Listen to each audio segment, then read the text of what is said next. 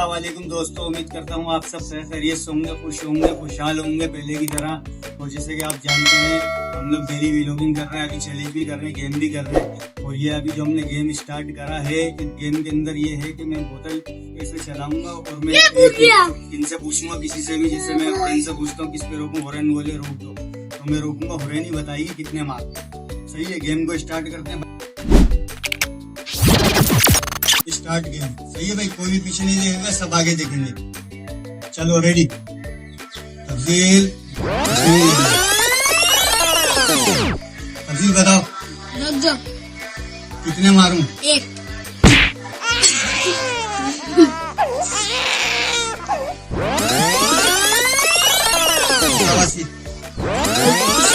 कितने मारूं?